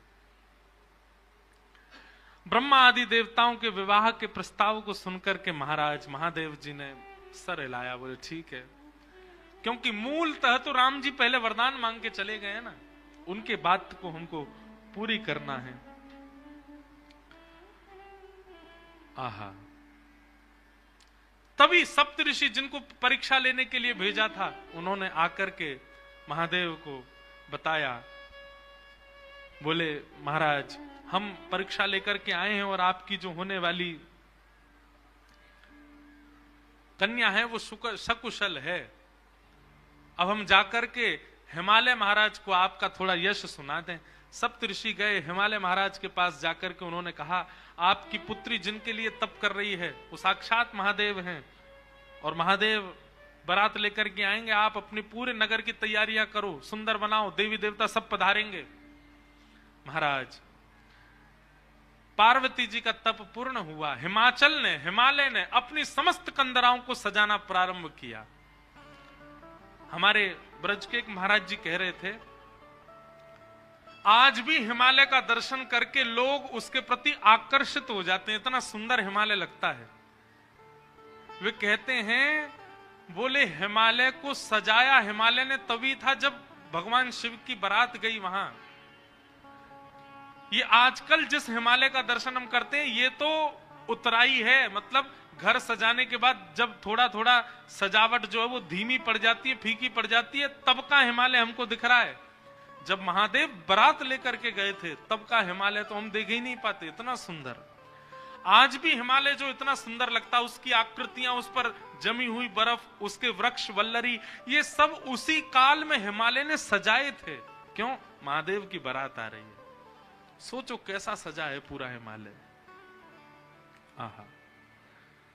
पत्रि सप्त ऋषि सोही दीन्ही, गही पद विनय हिमाचल कीनी। सप्त ऋषियों ने जाकर के हिमालय को कहा कि आप तैयारी शुरू करो, महादेव बारात लेकर के आएंगे। सभी देवताओं को निमंत्रित कर दिया। ब्रह्मा जी ने बोले सब लोग चलो, महादेव बारात लेकर के जाएंगे। महादेव की बारात जानी है। शंकर जी की बारात की तैयारी हो रही है। आहा। लगे सवारन सकल सुर, वाहन विविध विमान। होई सगुन मंगल सुभद, करहि अप्सरा गान। अप्सराएं गान करने लगी, डुमडुमियां बजने लगी, सहनाइयां बजने लगी, मंगल वाद्य बजने लगे। देवताओं ने अपने अपने वाहन सजा लिए, सब तैयारी करने लगे। बोले महाराज सब चलो, महादेव की बारात जाएगी। भगवान विष्णु पधारे। अब बहुत सावधानी से सुनिएगा। आहा, एक तो पहले से ही इतने सुंदर और बारात में जाने के लिए और सुंदर बनकर के आए। शंख चक्र गदा पद्म लेकर के भगवान नारायण आए। आहा, देख करके सब बलैया लेने लगे, कितने सुंदर। ब्रह्मा जी चतुर्मुख, चारों का श्रृंगार करके आए और सुंदर। इंद्र भी आए, सब देवी देवता सब पधारे। लेकिन तभी सबने पूछा, बोले कि दुल्हा राजा कहां हैं? बोले अब भी शमशान में ही बैठे हैं। कुछ नहीं महाराज, बाग अंबर लपेटे, हाथ की तकिया लगाए पौड़े हुए हैं दुल्हा महाराज। ब्रह्मा जी ने आज जाकर के भगवान विष्णु ने जाकर के कहा, बोले आज आपका ब्याह होना है, नेक सज सवर लो, हैं थोड़े स्नान ध्यान करके नेक शुद्ध है जाओ, बढ़िया सी कोई अचकन पहन लो, सेहरा पहन लो, सिर पर पाग वाग पहन के तैयार है के चलो, ब्याह होना है आपका। इतने में ही शिव गण आ गए सारे, और भगवान से आगे बोले देखो भगवान, हमको बहुत दिन बाद ये अवसर मिला, हम महादेव के विवाह में जाएंगे। श्रृंगार आप सब लोग दूर हट जाओ, आप लोग अपने तरीके का आज श्रृंगार हम करेंगे महादेव का। महादेव तो बोले भंडारी, बोले भैया जाको रुचि लग रही हो वही कर लो। भगवान विष्णु ने शंकर जी का हाथ पकड़ा, बोले एकांत में आओ, आपसे कुछ बात करनी है। शंकर जी एकांत में गए। इतने भोले हैं शंकर जी। भगवान नारायण बोले देखो ये विवाह हो रहा है, विवाह में मजाक आदि होते रहते हैं, इसलिए बुरा मत मान जाना बात का। शंकर जी बोले हम तो कोई बुरा मानते नहीं। बोले क्यों? कामदेव आया था, आपने तीसरा नेत्र खोल करके उसको ध्वस्त कर दिया, भस्म कर दिया। कहीं पता चली सारी सरेज ने कोई ने मजाक कर दी, सोई तीसरा नेत्र खुल गयो, जल के राख हो जाएंगी साली सरेज, ये सब मत करना। विवाह का माहौल है, थोड़ी बहुत मजाक वजाक हो तो सहन कर लेना। वैसे तो आप सहन करते हैं, लेकिन आपके गण कभी कभी उत्तेजित हो जाते हैं, इनको सबको संभालना। और बाकी हम सब चल ही रहे हैं, सब संभालेंगे। शंकर जी बोले मजाक होता है वहां पे? ससुराल में मजाक करते हैं दामाद के साथ? भगवान बोले हाँ मजाक होता है। तो इसका मतलब है हम भी मजाक कर सकते हैं? नारायण भगवान बोले कर ही सकते हो, पर लेकिन आप जगत संहारक हैं, उस तरीके का मजाक मत कर देना कि पता चली हिमालय कोई उल्टा थाप दिया पृथ्वी में, ये सब मत करना। नहीं नहीं नहीं, हम अपने तरीके से करेंगे। और सुनो, वो मजाक हमसे करने लायक रहे इसका हम पूरा ध्यान रखेंगे, वो रहे नहीं, हम ही इतना मजाक कर देंगे। अच्छा, नारायण भगवान भी बोले कि चलो होन दो, अब क्या आनंद होन दो। शंकर जी गए, जाकर के सब अपने गण बुलाए, लाओ भैया श्रृंगार करो हमारा। कैसा श्रृंगार किया? जटाओं को पकड़ करके महाराज जटाओं का ही मुकुट बना दिया, जटाएं खोल करके उन्हीं का मुकुट बना दिया। सुंदर बागंबर पहनाई। बागंबर को रस्सी से बांधते थे, पर आज रस्सी से नहीं, आज सर्प से बांधा। बढ़िया वाला सर्प लेकर के आए, कमर में ला करके बागंबर बांध दी। एक सर्प को सिर के ऊपर बांध लिया, सर्प को सिर के ऊपर बांध करके गण लेकर के छोटे छोटे पतले पतले सर्प लेके आए और उस सर्प से सारे सर्प लटका दिए सामने की ओर, बन गया सहरा। और सर्पों के मुंह से जो जीव निकल रही थी उन जीवों में बिच्छू लटकाई दिए। तो जैसे जुबिया होती है ना, पतले पतले पुष्प और नीचे नीचे गुच्छे, तो ऐसे पतले पतले पुष्पों में तो छोटे छोटे सर्प और नीचे गुच्छों में बड़े बड़े बिच्छू लटक रहे हैं। कानों पे बिच्छू लटका दिए, गले में महाराज अब तक तो एक मुख वाला सर्प पहनते थे। भगवान शंकर जी बोले सुनो तुम थोड़ी देर के लिए जाओ, चलो बहुत दिन हो गए तुमको गले में। बोले क्या लेके आओ? वो 5-5 मुख वाले सर्प लेके आओ। 5-5 मुख वाले सर्प ला करके गले में बिठा रहे हैं। ये दुल्हा राजा तैयार हो रहे हैं। श्रृंगी भृंगी बोले भगवान ये नारायण भगवान बहुत चमक रहे हैं, इंद्र बहुत चमक रहे हैं, ब्रह्मा जी भी बहुत चमक रहे हैं, हम भी चमकने चाहिए। शंकर जी बोले जाओ शमशान में अभी अभी चिता जली होगी उसकी भस्म लेके आओ। गरम गरम चिता की भस्म लेकर के आए महाराज, अंग पे लगाई, पैरन पे लगाई, वक्ष पे लगाई, मुख पे लगा करके बोले अब चमक रहे हैं कि नहीं? बोले बढ़िया चमक रहे हो, अब तो चमक गए बिल्कुल आप तो। शंकर जी ने ऐसा तैयार किया स्वयं को। हाँ भाई, श्रृंगी भृंगी ने जय जयकार कर दी। बोले दुल्हा राजा तैयार हैं, बारात लेके चली जाए। भगवान ने जैसी शंकर जी को देखा बोले जय हो, आज हिमालय में जय जयकार नहीं हाहाकार होगी, ऐसी बारात जा रही है। नारायण भगवान ने तभी क्या कहा? बोले एक काम और कीजिए। बोले क्या? सब लोग अपनी अपनी पंक्तियां अलग अलग कर लो। हम नारायण हैं, हम अपनी पंक्ति लेके अलग चलेंगे। ब्रह्मा जी आप अपनी पंक्ति लेके अलग चलो। ए इंद्र तुम अपनी पंक्ति लेके अलग चलो। सब अलग अलग। दुल्हा अपनी पंक्ति लेके अलग आएंगे। सबसे आगे नारायण चले गए, उनके पीछे ब्रह्मा जी जा रहे हैं, उनके पीछे इंद्र देवताओं की सभा लेकर के जा रहे हैं, और सबसे पीछे शंकर जी और शंकर जी के 10-5 गण। श्रृंगी भृंगी बोले हे गुरुवर, हे महादेव, देखो इतनी बड़ी बड़ी ये तो बारातियों की इतनी संख्या है और जिनका ब्याह है हम ही लोग ही 10-5 हैं। शंकर जी बोले इसमें इतने परेशान होने वाली क्या बात है?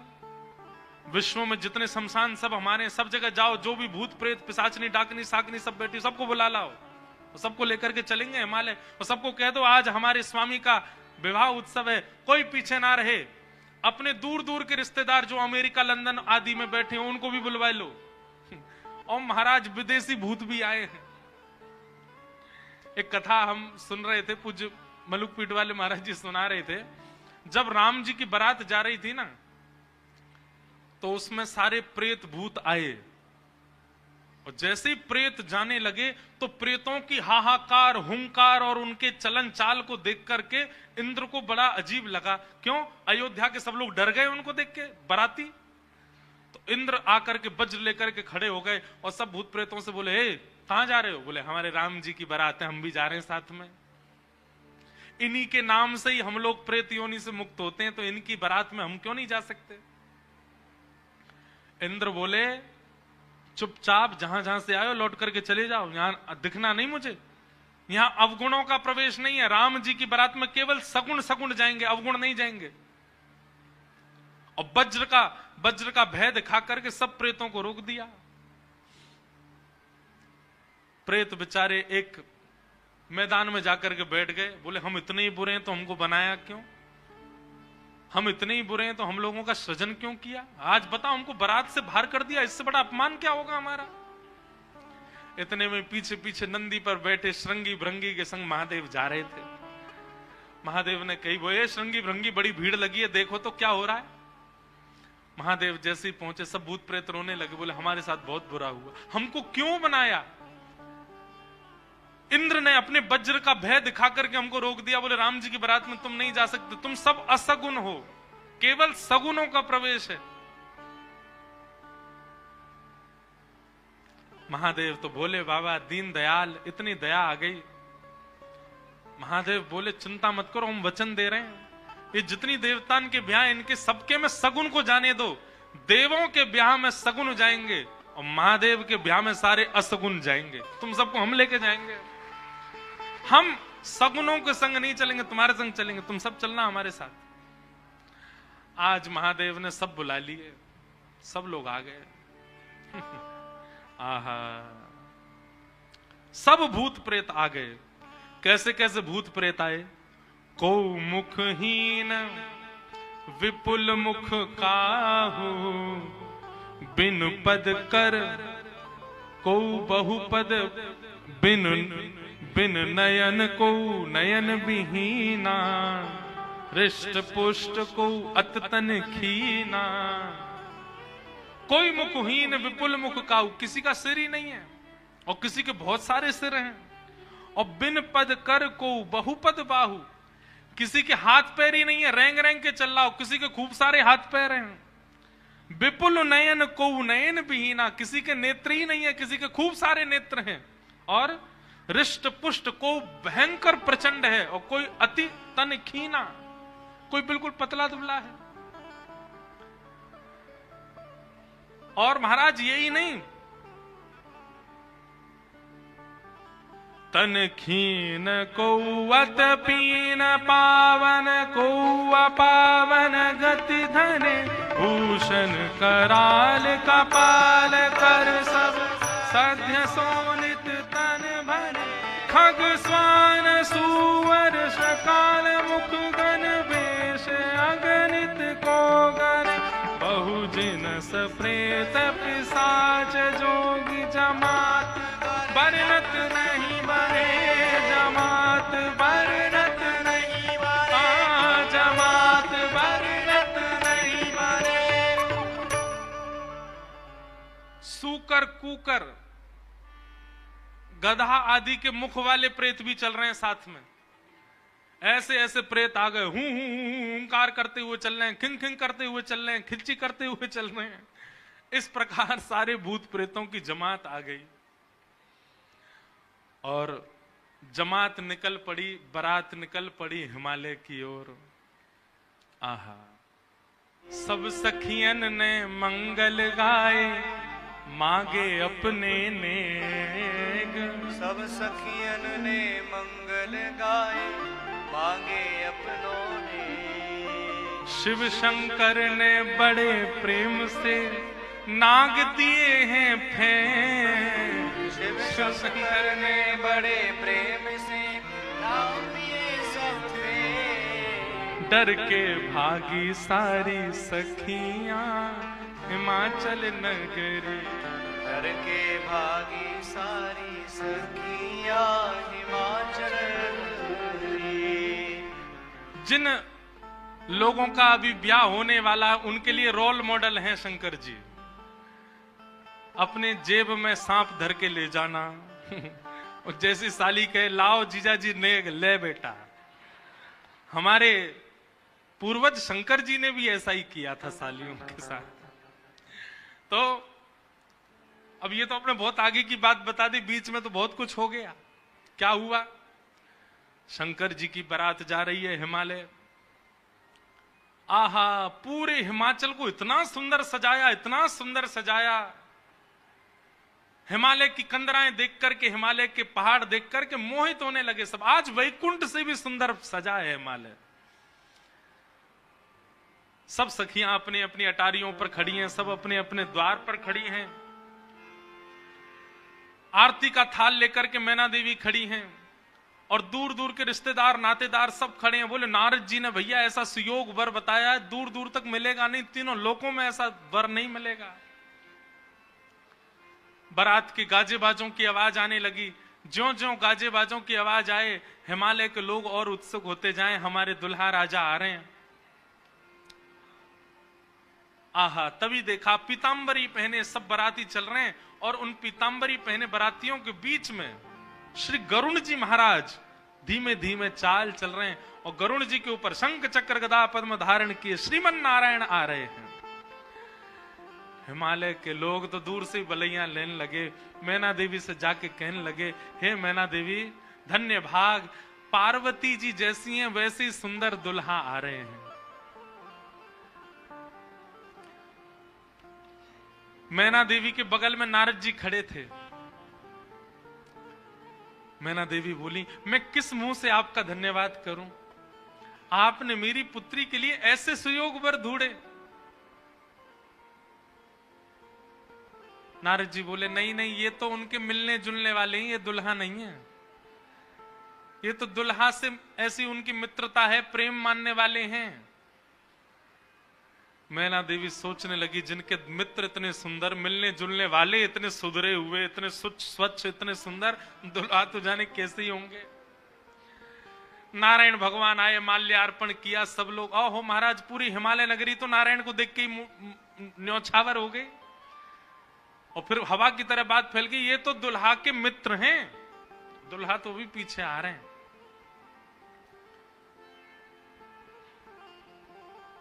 उनके पीछे आए चतुरानन ब्रह्मा जी।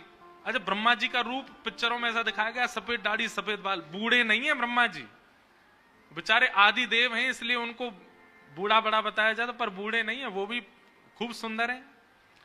4 मुख वाले सुंदर। नारद जी ने बताया ही था कि आपके जो होने वाले दामाद हैं पंचवक्रम, 5 मुख हैं उनके। तो 4 मुख देख करके मैना देवी बोली, 5वां मुख ऊपर होगा, दिख नहीं रहा है, यही है। बोलो, मैं किस मुख से आपका धन्यवाद करूं? आप यही है ना, पंचवक्र है ना, इनके 5 मुख होंगे, 5वां ऊपर होगा। बोले, नहीं नहीं नहीं, ये तो चतुर्मुख है, ये तो ब्रह्मा जी हैं, ये भी दुल्हा नहीं है। तीसरे आए नारद जी, तीसरे आए इंद्र। इंद्र जैसे ही पधारे, इंद्र का रूप भी बहुत सुंदर है, देवताओं के राजा हैं। इंद्र को देख करके सब हिमालय के लोग बोले, नारद जी निश्चित यही हमारे दुल्हा राजा हैं, पहुना हैं। नारद जी हंसने बोले, नहीं नहीं, महादेव को जब प्यास लगती है, आपके दुल्हा को जब प्यास लगती है तो पानी पिलाने का काम यही करते हैं, ये उनको पानी पिलाने वाले। हिमालय के लोग बोले, भैया पानी पिलाने वाला इतना सुंदर है, दुल्हा तो जाने कैसा ही होगा। जैसे ही सब देवी देवता जाने लगे, अब दूर से ही हूं हा हा ही आवाज आने लगी। नारद जी बोले, बारात आ रही है, अब इन लोगों की व्यवस्था में देख के आता हूं, आप यहीं खड़ी रहना। नारद जी खिसक लिए वहां से, बोले, अब तो पता है क्या होने वाला है। हमारे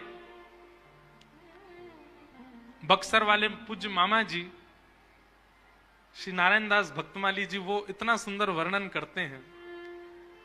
बोले, जब बारात आती है तो बारात सबसे पहले देखने के लिए कौन जाते हैं? छोटे छोटे बच्चे सबसे पहले यही जाते हैं बारात देखने। पूरी खबर पूरे नगर में यही बच्चे ही फैलाते हैं।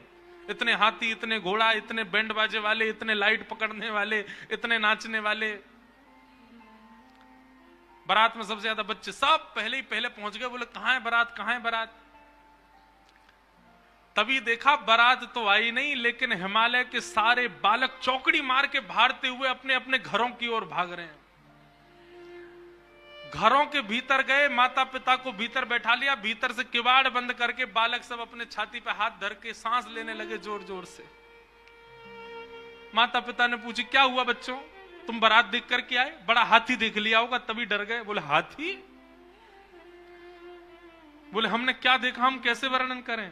अरे बाप रे बाप, कैसन कैसन भूत प्रेत, कैसन कैसन सांप।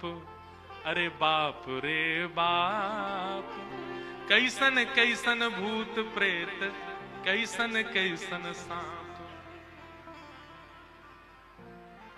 छूटेला पसीना श्वास, छूटे हाफ हाफ, छूटेला पसीना श्वास, छूटे हाफ। माई बाप पूछन लगे, आंचल सो झांक। हाँ, माई बाप पूछन लगे, आंचल सो झांक। अरे बाप रे बाप, कैसन कैसन भूत प्रेत, कैसन कैसन सांप। अरे बाप रे बाप, कैसन कैसन भूत प्रेत, कैसन कैसन सांप। बच्चों से पूछे, बोले क्या बात है? बोले, अरे बस पूछिए मत, कैसे प्रेत आए। आज निश्चित ही हम हिमाचल के लोगों के किए हुए पाप आज हमको फल के रूप में मिल रहे हैं कि ऐसी बारात देखने को मिली हमें। एक बिना मुख का बराती, क्योंकि भूत प्रेत है, बिना मुंह ही नहीं है, उसका शरीर धरीधर है, पहुंच गया, किसी द्वार को खटखटाने लगा, भीतर से खोल करके लोगों ने जैसे उसका रूप देखा, रूप देखते ही स्तब्ध हो गए। बोले हम बाराती हैं, रहने की व्यवस्था कहां है? बाराती का मुख देख करके सब बोले तुम तो यहीं रह जाओ, कहीं रह जाओ, हम छोड़ छाड़ के भागे यहां से, भैया ऐसी बारात। आहा, ना जाने उदय भैले कौन नगर पाप, ना जाने उदय भैले कौन नगर, प्राण बचे आज कोनु पुण्य के प्रताप। हाँ, प्राण बचे आज कोनु पुण्य के प्रताप। अरे बाप रे बाप, कैसन कैसन भूत प्रेत, कैसन कैसन सांप। अरे बाप रे बाप, कैसन कैसन भूत प्रेत, कैसन कैसन सांप। सब हिमाचल के लोग बोले भैया अगर किसी ने पुण्य किया होगा तो ही बचेगा आज बारात देख करके, नहीं तो जीवित बचने वाला नहीं है। ऐसी प्रचंड बारात आ रही है। शिव के बारात के विचित्र पडल छाप, शिव के बारात के विचित्र पडल छाप। नगरी सुनसान भैला लागे कुटिया काप। हाँ, नगरी सुनसान भैला लागे कुटिया काप। भैया कहीं बारात आती है तो पूरी नगरी में सब लोग इकट्ठे होते हैं देखने को, पर आज हिमालय की नगरी पूरी सुनसान हो गई है बारात देख करके, और सब अपने घरों में घुस करके केवल कांप रहे हैं, राम राम जप रहे हैं, बोले आज बचा लो कैसे भी। एक जगह एक आदमी शरबत लेकर के खड़ा था बारातियों को पिलाने के लिए, खूब सारी शरबत के पात्र थे। इतने में ही एक बाराती पहुंच गया। बाराती समझ जाओ कौन भूत ही था। हिमाचल महाराज ने कहा था कोई बाराती परेशान नहीं जाना चाहिए, और बस शरबत वाला तो बाराती को ही देखता रह गया। बाराती आए और आकर के शरबत उठाए, शरबत उठा करके पीना तो दूर, उससे स्नान और कर लिए, शरबत में ही नहा लिए। शरबत में स्नान देख करके शरबत बटोरने वाला भाज गया। वहां मैना देवी और हिमाचल महाराज खड़े थे। कर्मचारी दौड़े दौड़े आ रहे हैं, बोले बारात आ गई, तुमने शरबत पिलाया? हाँ पिला दिया। पिलाया नहीं, नहला दिया। अच्छा अब चलो ये पकौड़े मंगौड़े बने, ये ले जाओ, रास्ता में सबको पवाओ, किसी और को भेज दीजिए, सेवा का सौभाग्य किसी और को भी दे दीजिए, मुझे प्राण बहुत प्यारे, इकलौता हूं अपने माता पिता का। ऐसी बारात। महादेव नंदी पर सीधे नहीं बैठे, उल्टे बैठे हैं। क्यों? नारायण भगवान कह के गए थे कि मजाक होता है, बोले हम ही प्रारंभ कर दें मजाक। उल्टे बैठ करके गए नंदी पर और श्रृंगी भृंगी से कह रहे हैं हारे इंद्र की जमात, नारायण की जमात, ब्रह्मा की जमात से कम तो नहीं लग रहे? बोले कि महाराज अपनी जमात से आगे कोई नहीं है, सबरी जमात फीकी पड़ गई हमारी जमात के आगे। ऐसे ऐसे भूत प्रेत, ऐसे ऐसे बाराती तो किसी बारात में नहीं गए होंगे, आप चिंता मत करो। महादेव बड़े प्रसन्न है। बोले बहुत बढ़िया, कोई कमी नहीं छूटने पाए, करो बढ़िया व्यवस्था।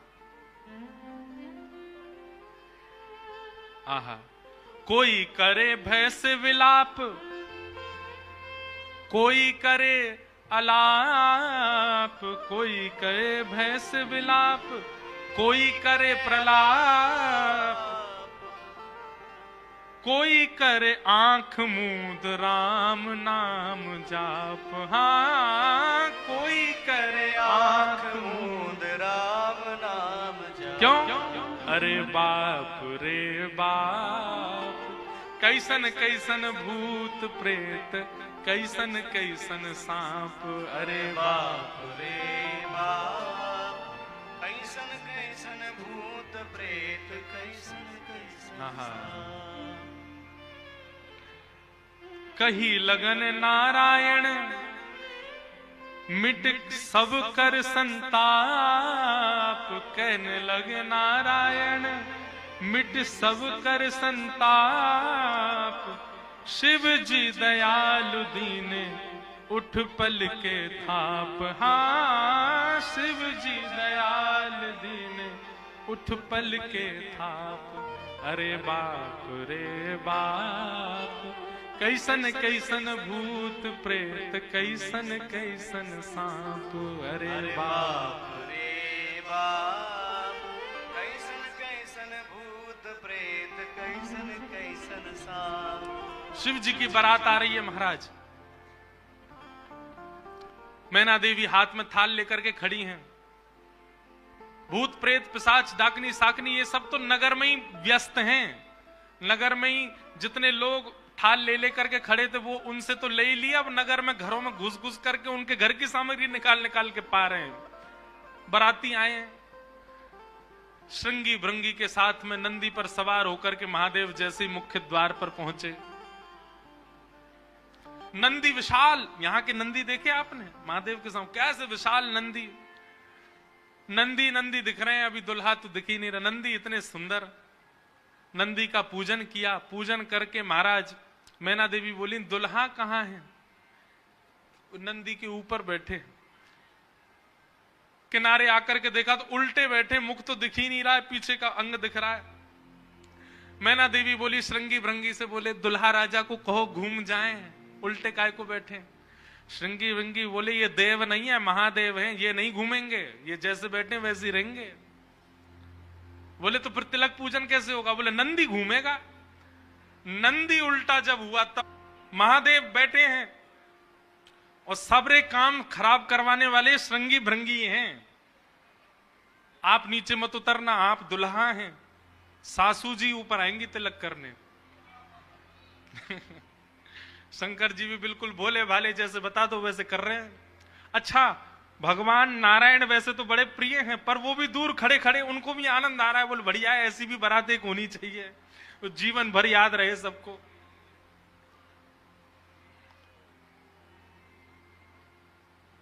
मैना देवी बोली नारद जी ने बताए निश्चित ही श्रेष्ठ ही होंगे। दुनिया के लोग तो पुष्प के श्रृंगार इनने सर्प के किए, सुंदरता ज्यादा है हमारे दामाद की, इसलिए सर्प से ढक रखे नजर नहीं लगे। श्रृंगी भृंगी से कही नेक तो कहो दुल्हा मुखमंडल दिखाए। महाराज सर्प की लड़ों को हटा करके जैसे ही महादेव ने अपना मुख दिखाया, प्रचंड रूप महादेव का देख करके, पूरे मुख पर भस्म लगी हुई थी महादेव के, और भस्म लगा करके तो वैसे हाउ बिलाऊ सा लगता व्यक्ति, वो भी महादेव। भस्म लगी है, भस्म के ऊपर ही काजल लगे हैं, भस्म के ऊपर ही पान चबा रखा, मुख से महाराज लाल लाल लर निकल रही हैं। ऐसे विचित्र महादेव को देख करके मैना देवी तो वहीं मूर्छित होकर के गिर गई, हाथ से थाली वाली गिर गई, चीख मार करके जितनी सखियां थी सब भागी वहां से। महादेव ने श्रृंगी भृंगी को देखा, श्रृंगी भृंगी तो आश्चर्यचकित पड़ गए। महादेव बोले तुम लोगों के मुख इतने मुरझाए से क्यों लग रहे हैं? बोले भगवान स्वागत करने आई थी, ये तो मूर्छित ही हो गई। महादेव बोले सब नगरों के अपने अपने रिवाज हैं, यहां मूर्छित होना ही रिवाज होता होगा। दुल्हा को देखते ही सासू मां मूर्छित हो जाती, यही रिवाज होगा। चलो अपने जनवासे में चलें। और जनवासा कहां है? शमशान घाट। जनवासा बनवाया था लेकिन वहां नहीं गए, जहां पर जा सारी बारात वहीं पर जाएगा दूल्हा। और सारी बारात कहां है? वो तो शमशान में। शमशान में जाकर के दुल्हा राजा बैठ गए और बार बार श्रृंगी भृंगी से कहें कोई कमी तो नहीं? बोले नहीं बहुत बढ़िया है, सब बिल्कुल बढ़िया है। भगवान नारायण बोले भैया अब हमको चलना चाहिए, महादेव से बात करनी चाहिए, ये तो ऐसे तो काम बनेगा नहीं, ऐसे ब्याह कैसे होगा। नारायण भगवान गए और भगवान जाकर के शमशान में बैठे महादेव से जाकर के बोले यहां क्यों बैठे हो आप? बोले नगर में कोई है ही नहीं तो कहां जाएं, यहीं बैठेंगे। नगर तो पूरा खाली पड़ा है, कोई है ही नहीं। स्वागत करने के लिए एक माता जी जरूर आई थी, ये बता रहे थे वो हमारी सासू मां, वो भी मूर्छित। बोले मूर्छित हो गई? शंकर जी बोले मूर्छित नहीं हुई, सत्यता हम बता रहे हैं आपको। और क्या हुआ था? बोले हमने उनकी थाली की ओर देखा, थाली में वो जल का लोटा लेकर के खड़ी थी। जल का लोटा उन्होंने फेंक दिया। क्यों फेंक दिया? उन्होंने सोचा जब हमारे दुल्हा की जटा से ही गंगा निकल रही है तो इनको सामान्य लोटा क्या दिखाएं हम, इसलिए उनका लोटा गिर गया। हमारे जटा पर जब उन्होंने सुंदर चंद्रमा को बैठे देखा तो उन्होंने कहा जिसका तिलक ही चंद्रमा है उसको हम रोरी चावल क्या लगाएं, इसलिए रोरी चावल छूट गए। नारायण भगवान बोले हमने सुना आपकी सासू मां मूर्छित हो गई। बोले मूर्छित नहीं हुई तो दुनिया की सास जमाई की आरती करती हैं, बलैया लेती हैं, दामाद सासू को प्रणाम करता, पर हमारे रूप पर न्योछावर होकर हमारी सासू मां ही दंडवत करने लगी हमें। मूर्छित नहीं हुई है। शंकर जी को हृदय से लगा कितने भोले हैं आप। यहां नारद जी पहुंचे। अब महाराज अंदर तो मातम मन रहा था, सब लोग पार्वती जी को घेर करके बैठे हैं। मैना मैया जैसे तैसे होश में आई, होश में आकर के बोली हमने नारद का क्या बिगाड़ा, ऐसा पति, इसके लिए इतना घनघोर तप करवाया पार्वती जी से, हमने नारद का क्या बिगाड़ा। हा नारद जी महाराज तभी आ गए। ये संत का लक्षण है, केवल माला पहनाई जा रही हो वहां पहुंच जाए नहीं, जहां पर सब लोग महाराज दांत कसकस आ रहे हैं कि नारद जी मिल जाएं तो हम उनको बताएं, नारद जी पहुंच गए वहां बीच में।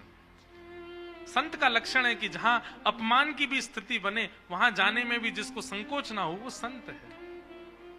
नारद जी आ गए। नारद जी आकर के समझाने लगे और मैना मैया से कह रहे हैं क्या? तब नारद सब ही समझावा, पूरब कथा प्रसंग सुनावा, मैना सत्य सुनहु मम वाणी, जगदम्बा तब सुता भवानी। मैया मुझे अभी सत्य पता चला, मुझे ऋषियों ने बताया, मुझे भगवान ने बताया ये सत्य, क्योंकि मैं स्वयं आश्चर्यचकित था। इतनी सुंदर के लिए महादेव पधार। मैंने पहले तो बता ही दिया था कि आपके दामाद कैसे होंगे, पर इन दोनों का जो ये योग बना है इसमें मैं और आप और कुंडली कुछ नहीं कर सकती। मैं और आप इसमें कुछ सहायक नहीं है। आपकी पुत्री जो है ये साक्षात जगदम्बा है, साक्षात भवानी है, ये साक्षात सती रूपा है। पहले यही सती रूप बनकर के आई थी, महादेव की अर्धांगिनी बनी, किसी कारण से इनको देह त्याग करना पड़ा और देह त्याग करते समय इन्होंने ही हरि से मांगा था कि जन्म जन्म शिव पद अनुरागा, और उसी कारण से ये पार्वती बनकर के आई हैं। मेरे और आपके चाहने से विवाह नहीं हो रहा है, ये भवानी और भवानी सदा शिव की होती हैं।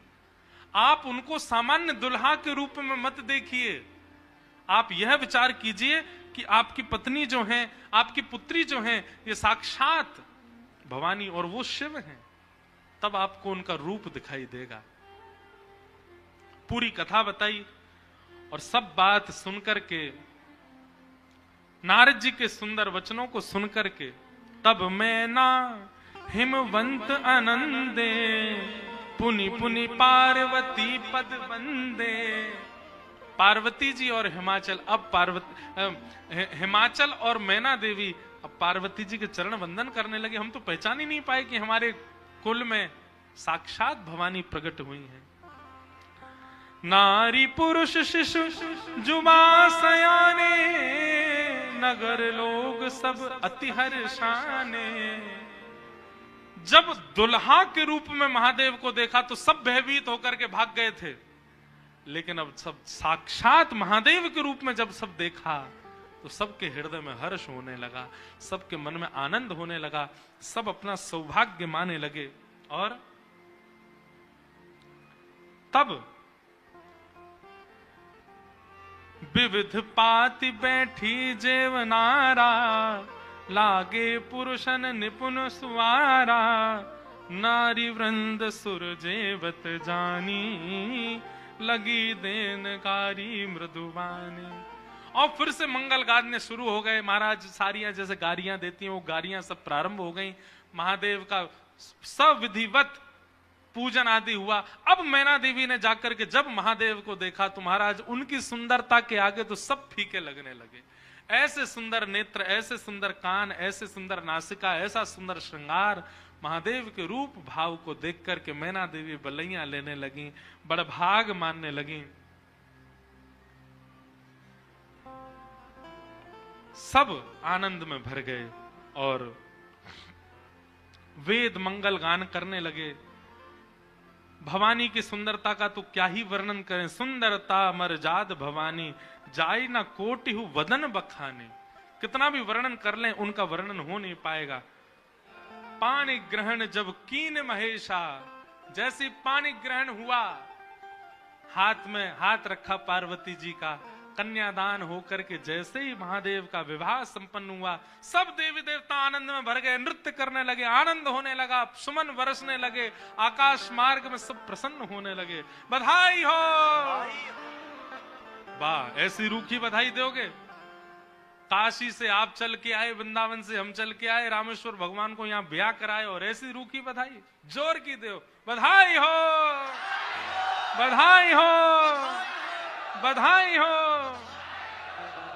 आहा, मानो ऐसा लग रहा राम जी ने तो शंकर जी स्थापित किए, ब्याह हम काशी वाले ने आके कियो यहाँ पे महादेव को। आहा,